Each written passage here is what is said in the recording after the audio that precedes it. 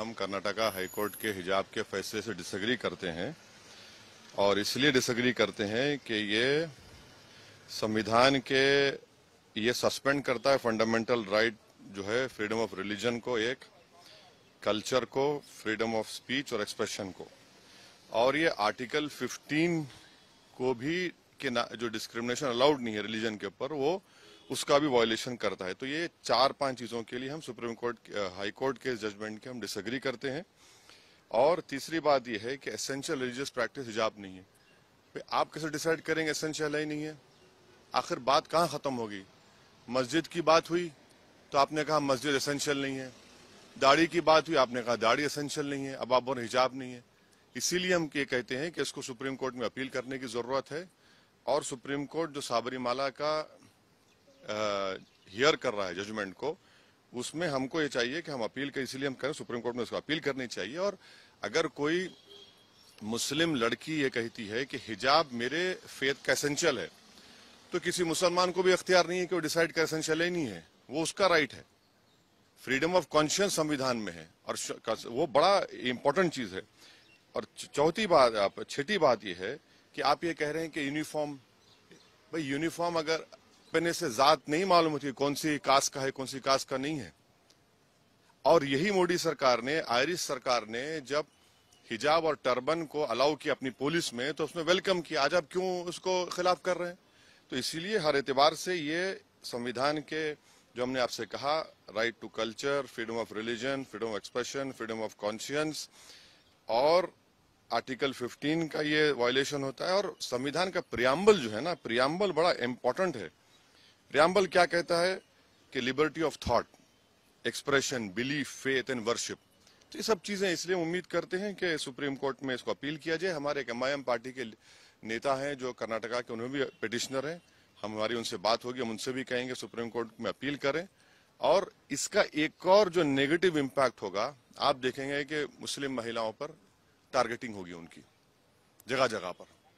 अरे भाई, अगर कोई स्कूल को जाकर पहन रहा है, क्या उसमें बुराई है? इंग्लैंड में क्रिश्चियन स्कूल्स में, इंग्लैंड में उनके स्कूल में अलाउड है कि आप वही ड्रेस यूनिफॉर्म पहने और वही ड्रेस का कलर का हिजाब भी पहने। तो ये चीज है।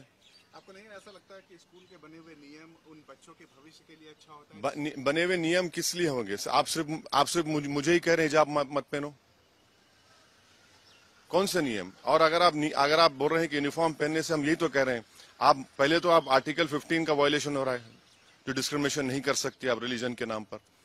और यूनिफॉर्म में पहनूंगा तो क्या जात नहीं मालूम होगी, कास्ट नहीं मालूम होगी, गरीब अमीर का बेटा या बेटी है नहीं मालूम होगा? और अगर यूनिफॉर्म है तो यूनिफॉर्म के लिहाज से हिजाब पहनेंगे तो दूसरों का एसेंशियल प्रैक्टिस अलाउ करेंगे, मेरा एसेंशियल प्रैक्टिस अलाउ नहीं करेंगे। आप क्यों नहीं अलाउ करेंगे? मेरे लिए एसेंशियल है वो। और आप ये कह रहे हैं कि या तो तुम पढ़ो या तुम हिजाब छोड़ो। अरे भैया, कैसे होगा? संविधान में मुझे इजाजत है कि मैं फ्रीडम ऑफ कॉन्शियंस के तहत अपना हिजाब भी पहनूं और शिक्षा भी हासिल करूं, इससे देश मजबूत होगा। लेकिन सरकार में मंत्री ये आरोप लगा रहे हैं कि मुस्लिम समुदाय के लोग अपने बच्चे और बेटियों को पढ़ाना नहीं चाहते हैं। बकवास है, झूठ बोल रहे हैं। भारत में 3 स्टेट्स हैं, तेलंगाना, कर्नाटका और एक स्टेट है जहां पर मुस्लिम बच्चियां हिंदू बेटियों के बराबर स्कूल में पढ़ रही हैं। क्या बकवास बात कर रहे हैं? उससे क्या हासिल होगा? मॉडर्निटी की निशानी यह है कि हिजाब ना पहने। मॉडर्निटी की निशान यह है कि हम सब चीज अपने रिलीजन के प्रैक्टिस छोड़ दें। ये मॉडर्निटी ये नहीं है, हम इसको नहीं मानते इन चीजों को। भाई, संविधान के तहत मुझे अपने कल्चर को, अपने फ्रीडम ऑफ कॉन्शियंस को, एक्सप्रेशन को लेकर चलने की इजाजत है। और वो लड़कियां तो पढ़ना चाह रही हैं। अच्छा, आखिरी बात, मेरे हिजाब पहनने से किस तकलीफ क्या हो रही है? भाई, मैं क्या रोड पे धरना दे रहा हूं, ट्रैफिक रोक रहा हूं? भाई, हिजाब सर पे हिजाब पहन रही है हमारी बेटी, उससे आपको हार्म क्या हो रहा है? इसीलिए हम ये उम्मीद करते हैं कि इसको सुप्रीम कोर्ट में अपील करनी चाहिए और सुप्रीम कोर्ट, एपेक्स कोर्ट है, वो तय करेगा। आपको ऐसा नहीं लगता है कि जब तक ये फैसला ना आ जाए तब तक उन बच्चों का एजुकेशन सफर कर रहा है? नहीं तो अपील होगी, सुप्रीम कोर्ट में जाएंगे, अपील होगी।